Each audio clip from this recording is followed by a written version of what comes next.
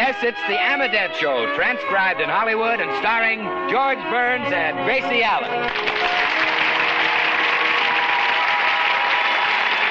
With yours truly, Bill Goodwin, Bea Benaderet, Doris Singleton, Hal March, Marvin Miller, Harry Lubin, and the Amadette Orchestra. For healthy laughter, it's George and Gracie. And for healthier teeth, for fewer cavities, it's Amadette toothpaste.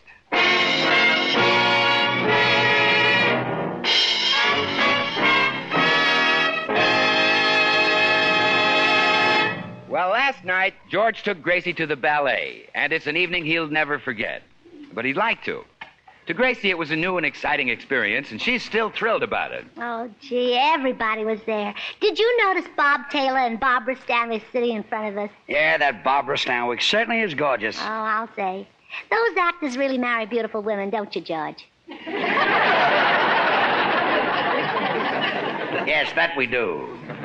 During intermission, there was some very exciting gossip in the powder room. Well. Mrs. Harris said, I wonder why Sarah Treadwell didn't come to the ballet. So I said, well, maybe she had a fight with her husband. And she said, oh, not Sarah. And I said, well, I don't blame her if he's running around with another woman. And so she said, poor Sarah, who'll take care of their 5 children? And I said, well, not that no-good husband of hers. Oh, that sounds real exciting. Yes. It would be even more exciting if I knew who Sarah Treadwell was.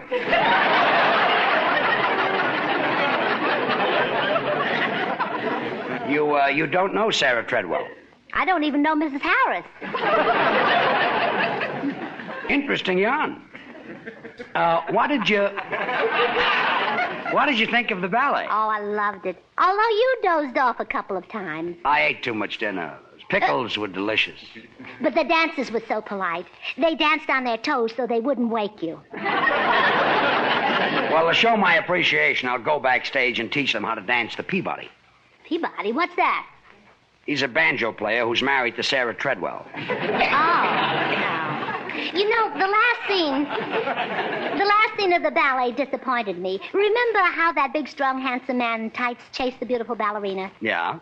He chased her around that stage like crazy. She ran and he ran. She jumped and he jumped. She flew and he flew. And when he finally caught her, boom, down came the curtain. I wish he had started chasing her 10 minutes sooner. Well, we'll read about it in Luella Parsons' column. Honey, that was the idea of the ballet. When the fellow caught the girl, the show was over. It's a good thing Bill Goodwin isn't a ballet dancer. The show would have been over in 2 minutes. 2 minutes. Bill is slowing up. Come in. Hello, George. Hello, Ralph. How are you? Gracie, you know Ralph Hanley. He makes out our income tax every year. Oh, of course. How are you, Mr. Hanley? Fine, thank you, Mrs. Burns. George told me you were coming, so to help you, I figured out our income tax. You'll find it on the desk. The government owes us $6 million. Mrs. Burns, how did you ever get such a figure? Oh, no starches and plenty of exercise. Lots of fresh air, too. By the way, Mr. Hanley, how come we never got the $9 million I figured the government owed us last year? They're waiting until next year, and then they'll send us the state of Texas. Ralph, have you had breakfast? Would you like Gracie to scramble some eggs? Oh, please, George, we're out of eggs. The grocer left a dozen yesterday. I know, but I heard about a new thing called an egg shampoo, so I tried it. And when I shampooed the eggs, they broke. Just fix us some coffee. All right. Well, Ralph, how does the tax look this year? Oh, about the same as last. But I've been listening to you sing on the program, and we can deduct for that throat operation. I didn't have a throat operation. I know, but you're going to, aren't you? Just make out the tax. When I need bad jokes, I'll send for my writers. I was only kidding, George. By the way, I see you getting your money from a new source this year. No, I'm still married to Gracie. Oh. You mean the sponsor, the new sponsor? Yeah. How are they? Oh, they're wonderful people. I've been using that Amadette toothpaste, and it's great. Well, thanks, Ralph. George, if you'll give me the canceled checks and records, I'll get busy. But please, don't let Gracie help me this year. Last year, when I took her to have some papers notarized, the man asked her to identify herself. So she opened her compact, looked in the mirror, and said, "Yes, it's me, all right." Well, I'll see that she doesn't bother. Come in. Hello, George. Is Gracie here? I'd like to speak to her. Gracie, Harry Morton wants to see you. I'll be right out. Harry, this is Ralph Hanley, my income tax man. I don't know How do you do, Mr. Mr. Hanley. Morton? What do you want to see Gracie about, Harry? Well, tomorrow's Blanche's birthday, George, and I don't know what to get her. I thought maybe a diamond ring or a new car. By the way, Mr. Hanley, is that deductible? No, it isn't. I don't know what to get her. I thought maybe a handkerchief or bobby pin. Pipe cleaners would be nice. Hello, Harry. Hello, Gracie. George, I fixed some coffee for you and Mr. Hanley. You'll find it on the stove. Thanks. And I thought you'd like something to go with the coffee, so I made you some tea. Good. Now we can dunk. Come on, Ralph. Let's go in the den and get started on this task. Gracie, I'm trying to decide what to give Blanche for her birthday. Have you heard her mention anything she'd like? No, but why don't you get her a green necklace to match the gold bracelet you gave her for Christmas? No, she's got enough jewelry. Say, do you think it'd be all right if I gave Blanche a pet? Why not? You're married. No, I mean something like a dog. Oh, no, don't get a dog. I had one, and he couldn't even learn to run and fetch a stick. I threw that stick and brought it back between my teeth 100 times. That stupid dog just sat there and looked at me like I was crazy. I wonder why. Yeah, you're right about the dog, Gracie. Perfume might be nicer, or maybe a pretty nightgown. Well, that's a good idea. Oh, I can just picture Blanche in a sheer black nightgown. Me too. Well, there goes that idea.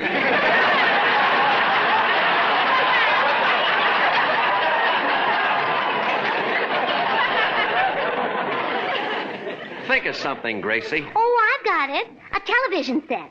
My Uncle Fred just bought a beauty for $12,500. $12,500 for a television set? Well, that included the bar. That's what he really wanted. Hey,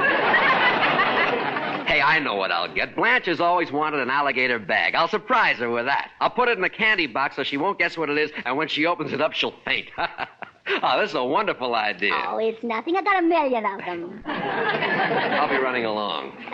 George, Harry is leaving. Hey, Harry. Before you go, the Friars are giving a little sociable Friday night. Would you like to be my guest? There'll be some swell entertainment. Jolson, Groucho, Crosby, Hope, Benny, Cantor, Jesser. Well, I'd love to, George, but I can't Friday. Spade Cooley is on television. Spade Cooley, huh? I'll bring the Friars to your house. So long. So long. Can you imagine a man being that stupid? Isn't he a dope? Spade Cooley's on Saturday night. Yeah, well, I better get back and help Ralph with the tax. Oh, George, would you ask him how much a woman can deduct for a missing husband?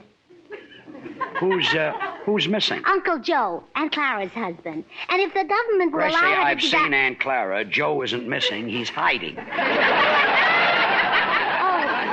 Oh, no, George, he's missing. You see, Uncle Joe's hobby was blowing glass. Every night he'd sit on the back porch blowing glass. And one night he blew... I'll read it again, huh? Yeah. I started... Well, Let's take it again. Would you like to have me give you 2 beats? no, I can... Oh, no, George, he's missing. This is Uncle Joe. Yes. Yeah. You see, Uncle Joe's hobby Yeah. was glass blowing. Oh, he's a glass blower. Yeah. Every night he'd sit on the back porch blowing glass. Yeah. And one night he blew a bottle around himself.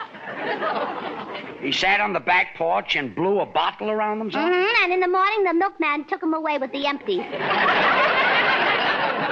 Gracie, you don't believe that story, do you? Well, why not? Lots of people have back porches. Oh, yes, I forgot that, yeah. Oh, and poor Aunt Clara had to support herself selling homemade bread. Well, that's not easy. Oh, Aunt Clara is a very smart businesswoman. She didn't sell her bread the day she made it. She kept it till the next day. Why was that? Well, that way it was day-old bread, and she could sell it cheaper.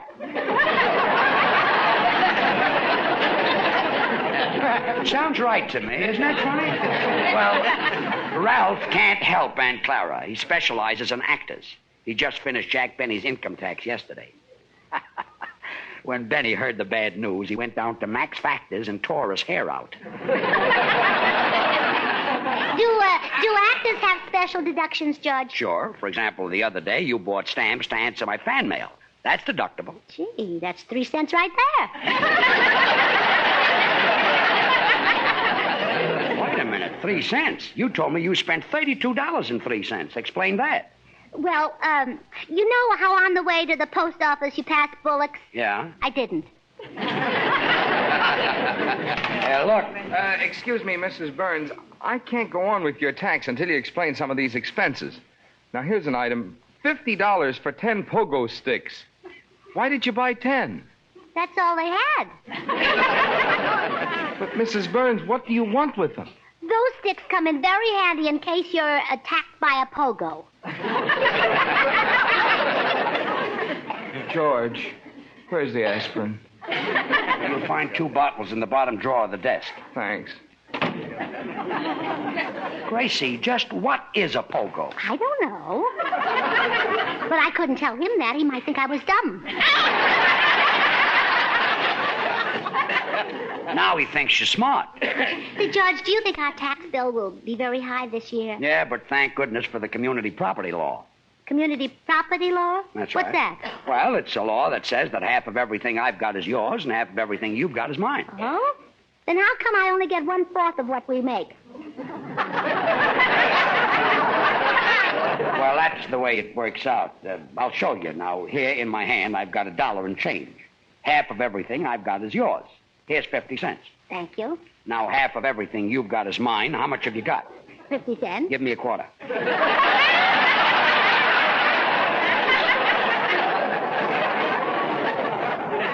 There, you see how it works? I see how it works. Let's do that again, and this time I'll start with $1. Okay. Now, half of everything I've got is yours. Here's 50 cents. Thanks. How did that second part go again? Half of everything you've got is mine. How much have you got? 50 cents. Give me a quarter. Thanks. You were right, George. It comes out the same way each time. Well, sure. You know, you must get awfully discouraged being married to a woman who doesn't understand money. Well, sometimes it comes in real handy.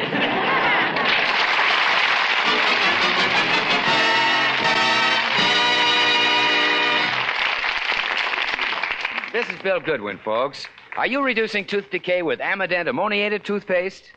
Just think, till recently, no toothpaste or powder offered you the hope of fewer cavities. Then the great news broke, a sensational discovery to reduce tooth decay, an ammoniated dentifrice, Amident. Magazines and newspapers spread the news. Dentists hailed the arrival of Amident and recommended it to patients. Have you bought Amident for your family? Are your children fighting tooth decay every time they brush their teeth? If not, if you're using today the same toothpaste you used a year ago, your toothpaste is not ammoniated. Your toothpaste can do no more to prevent cavities than it did last year. So please don't delay. Insist on Amident. Amident toothpaste and Amident tooth powder are recommended by more dentists than any other dentifrice.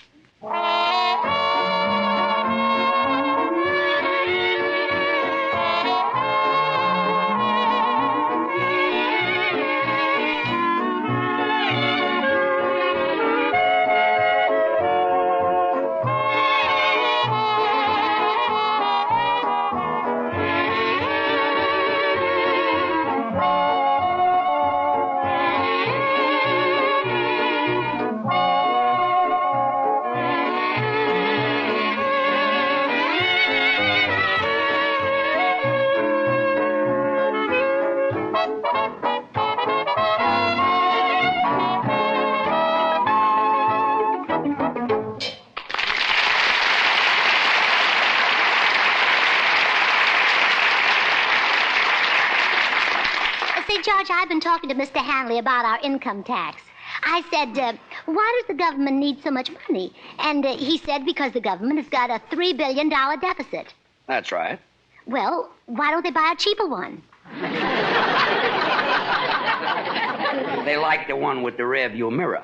Oh. Gracie, the government needs our tax money to run the country. Part of it goes to pay the salaries of the president, the cabinet, the congressmen. George, do Republicans have to pay part of President Truman's salary? Well, sure. That's really rubbing it in, isn't it?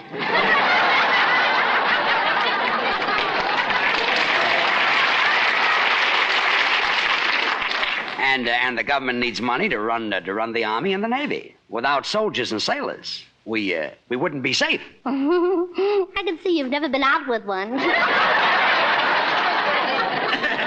And don't forget that our government is spending millions of dollars on European recovery. We send them food. That's called the ERP. And then we ought to change that. Change what? The ERP. Sounds like our food gives them indigestion. I'll talk to Sarah Treadwell. And Mrs. Harris. I'm sorry to interrupt again, George, but these items are driving me nuts. Mrs. Burns, what is this? One wave, $110. $110? Gracie, who gave you that wave? Muriel Roberts. And when I waved back, I drove into a telephone pole.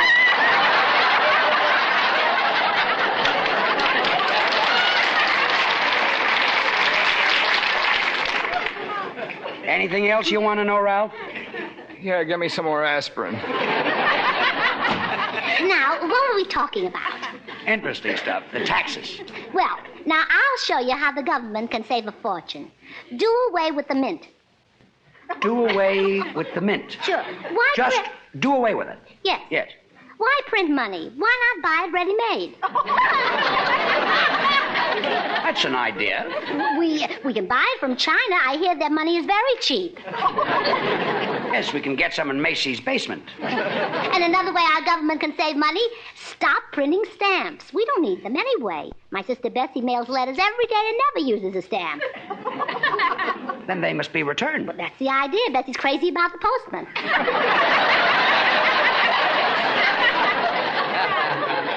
I wish Bessie would get married. You know, come in. Hi, Burns. Oh, hello, Bill. How are you, Bill? You still in love? Oh, more than ever, Gracie. It was just a week ago today that I met Ann Nelson, so I went to buy her some flowers. And while I was standing there waiting for them, I realized that this was the only girl for me. She really got you, huh? Oh, man, wait till you meet this florist. You fell in love with the florist? It's a good thing you buy your cigarettes from a machine. Bill, what happened to Ann? Well, certain people said I was interested in Ann just for her money. Who said that? Her banker when I checked her account. Say, Bill, do you mean to say that you walked into this florist shop and fell in love with the girl just like that? Oh, no. There was some dialogue first. I said, hello, miss, I'd like to buy some flowers. And she said, roses are nice. And I said, fine. She said, how do you like the stems? And I said, gorgeous. And the rest of you is cute, too. And we were engaged. Well, there's nothing like a nice long courtship. Gee, what a sweet girl, George. She gave me a carnation for my buttonhole. Well, now that's a silly trade. What can she do with your buttonhole?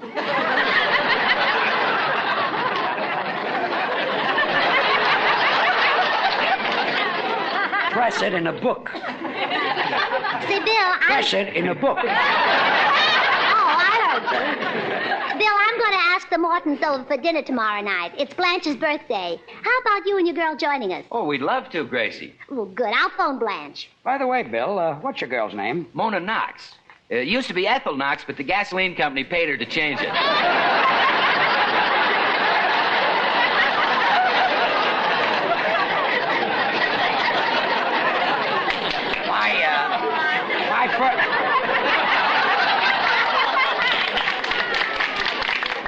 My first name used to be Asbestos, but they paid me off, too. Asbestos Burns. Asbestos. Oh, I get it. Now, boys, please, there's an artist phoning. Oh, yes.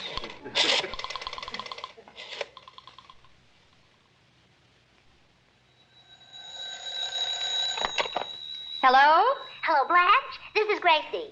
Would you and Harry like to come over to dinner tomorrow night to celebrate your birthday? Oh, I'd love to. I'll ask Harry and call you back. All right. Incidentally, I helped Harry decide on your present. You'll love it. Oh, what is it, Gracie? Oh, I can't tell you. It's a surprise. Oh, please. Mm-mm. Well, let me guess. Is it a new stove? Well, you're so close, I might as well tell you. It's an alligator bag. Oh, wonderful. you know, Blanche, he's going to put it in a candy box, and I was scared to death you might eat it. Yeah. Well, I'll call you back, Gracie. Bye. Goodbye. Harry, Huh? Gracie just invited us over there tomorrow night for my birthday dinner. Oh, murder. I hope Gracie doesn't bake you a cake. Remember that soggy thing she baked for George's last birthday? Now, Harry, it wasn't her fault George's cake was soggy. No? No. Had so many candles he couldn't blow them out. They had to turn the hose on them.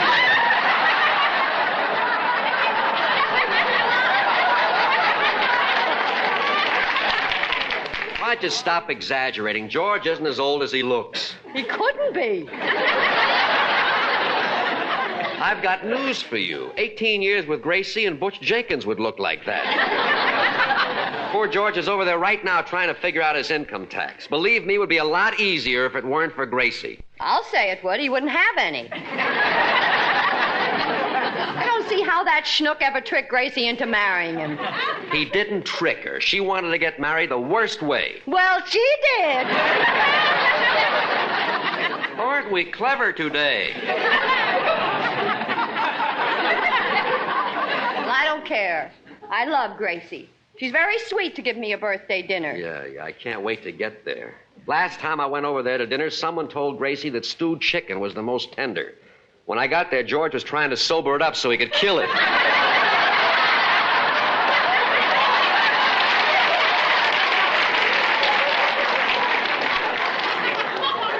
Well.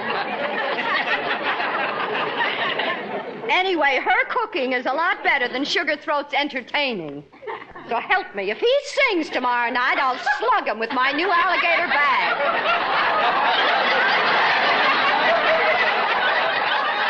Alligator, so Gracie told you. I should have known I couldn't trust her. Well, it's really my fault, she told me.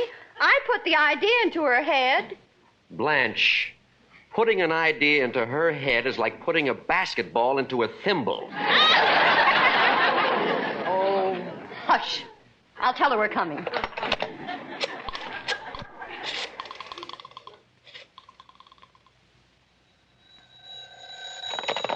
Hello? Gracie, this is Blanche. We'll be there for dinner tomorrow night. Oh, good. We'll expect you, Blanche. Oh, what kind of mince do you like? Wintergreen or clove? Why? I'm making hot mince pie.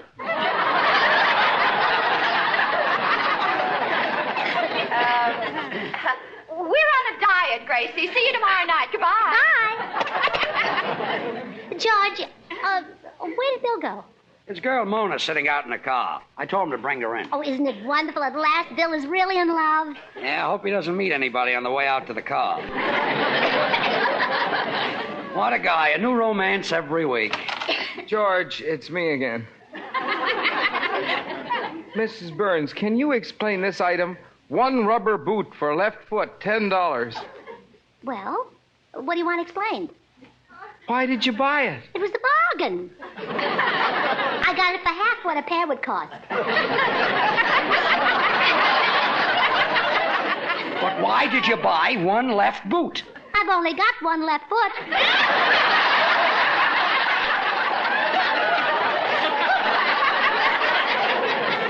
Satisfied, Ralph? Oh, sure. I'll go in and finish the income tax. Income tax? Yeah. Hey, Ralph, you're going in the closet. Oh, pardon me. I'm a little worried about that guy. Did you notice that dazed look on his face? Oh, that's nothing. Almost everybody I talk to has that look.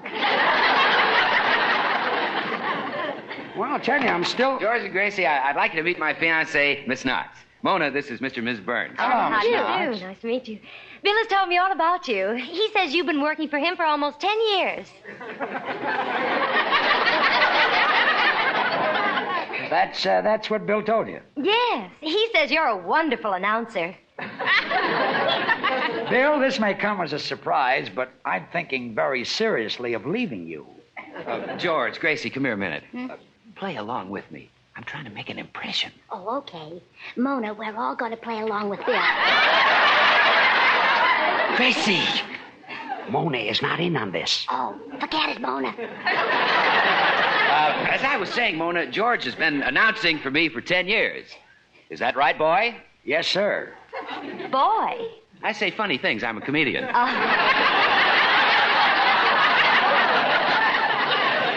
And what do you do, Mrs. Burns? Oh, I help my husband. He's one of the greatest announcers in the radio business. He has a beautiful voice. Oh, I'd love to hear it. Won't you show me what you do, Mr. Burns? Oh, he'll be glad to. Listen. Are you reducing tooth decay with Amident ammoniated tooth? Take it, Judge. Paste. Amident tastes delightful. It leaves your teeth bright and sparkling, your mouth feeling fresh and clean. Amident is a grand wake-up tooth. Paste. Amident is recommended by more dentists than any other dentifrice. Give your entire family the protection of Amident ammoniated tooth. Would somebody hand me a glass of water, please? Yeah, here.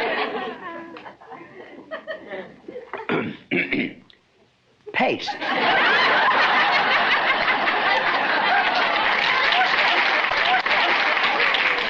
Okay, now, George, that's enough. Mona, even if it means losing you, I've got to tell the truth. George isn't the announcer. Amident's a great product, and they have the world's greatest announcer to talk about it. But I was just too modest to tell you it was me. Yes, Mona, he's a real shy boy. Mr. Burns, if you're not the announcer, what do you do? Well, sit down and show her, Sugar Throat. And if I call you Buttercup, the dandelions might eat you up. So buy a ring and change your name to mine. That's what I do. Oh, you're the sound effects man. No, I'm the script girl. I've got another item here, Mrs. Burns. Folks, I want you to meet Mr. Hanley. How do you do, Mr. Hanley? Oh, I'll be right in, Ralph.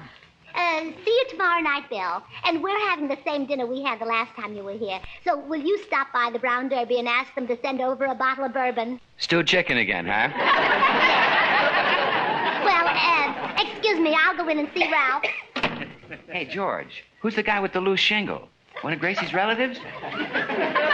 Yeah, he's our tax man. He's trying to figure out Gracie's check stubs. Oh, well, that explains it. Come on, Mona. So long, George. Bye. 4 years with the Pee Wee Quartet, and she calls me a sound effects man. I love to call you Rose, dear, but roses fade away. Roses die when wintertime appears. I love to call you Daisy. Oh, Daisy's oh, yes. I don't think Ralph Hanley should do our text. He's too nervous. You know, he asked me why I bought 1,000 ping pong balls, and when I told him, he seemed upset. Well, why did you buy them? Well, I used them instead of mothballs. They don't smell up the closet. What, they don't kill any moths? Oh, yes, they do. When the moths bite into them, there's nothing there, and they starve to death. Don't let anybody steal this idea from you. I'll get it. Hello? George, this is Harry Morton. I'm coming over to help you with your income tax. Harry, I've got a tax man. You had one. He just jumped out your window and he's running down the street. Thanks, Harry. Gracie, come over here to the window. Look at Ralph Hanley running down the street. Mine's flying, isn't he? Yes. And do you know why? Oh, sure. He's got to get that tax to Washington by March 15th. Yes, that's what I meant.